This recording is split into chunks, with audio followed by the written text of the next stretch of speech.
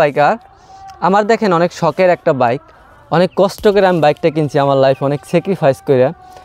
আমার বাইকের বয়সটা মিনিমাম 1 থেকে 1.5 বছর হবে। এই বাইকের আমি একটা প্রবলেম ফেস করতেছি, সেটা হলো আমার নতুন বাইক এক ব্যাটারি প্রবলেমটা আমি ফেস করতেছি। সেটা আপনি হয়তো জানেন না কিসের জন্য। আমার এই যে বলতে পারেন যে এত কম বয়সে এই বাইকের ব্যাটারিটা কীভাবে চলে গেল অনেকেই জানেন না, কিন্তু আমার মতো যাতে এই ভুলটা না হয় এজন্য আপনাদের সাথে শেয়ার করা। যে আমার এই বাইকের মধ্যে আমি একটা হর্ন লাগাইছিলাম, 2টা লাইট অ্যাডজাস্ট করছিলাম ভালো হাইতে আলো দেওয়ার জন্য, যাতে আমি ভালোভাবে স্মুথলি রাত্রেবেলায় রাইড করতে পারি। কিন্তু অনেকেই বলছে যে আসলে এটা তেমন চার্জ খায় না, চার্জ ফুরায় না, লাগে না এমন।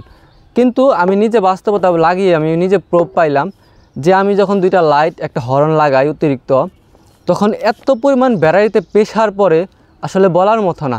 আমার 1 বছরের মধ্যে ব্যাটারিটা ডাউন হয়ে যায়। আমার নিউ বাইক, যেখানে একটা বাইকের মিনিমাম 2 থেকে 3 বছর ব্যাটারি যায়, আমার ওই লাইটটা লাগানোর জন্য আমার ব্যাটারিটা ডাউন হয়ে গেছে। এই ব্যাটারিটা কিনতে গেলে এখন লাগবে আমার 2500 থেকে 3000 অরিজিনালটা। আমি যদি 2 নাম্বারটা লাগাইতে যাই সেটা আমি 1000-1200 টাকা দিতে পারবো, ওটা আমার ভালো পারফরমেন্স দেবে না।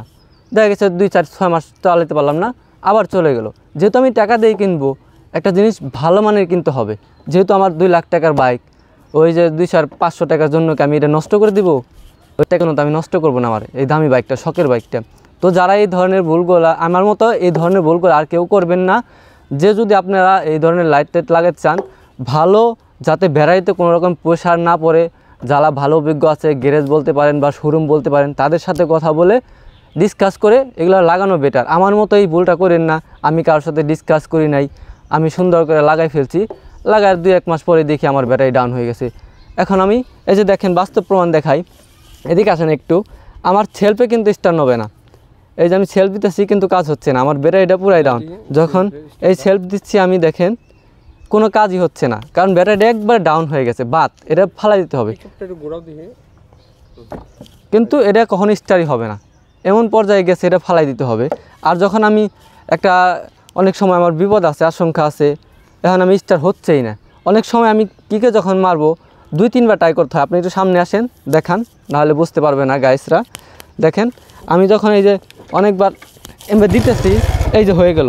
অনেক সময় হয় কিন্তু অনেক সময় হয় না। এই ব্যাটারিটা যদি আমার না গেত তাইলে কিন্তু আমার সেলফেই স্টার্টটা হয়ে যেত।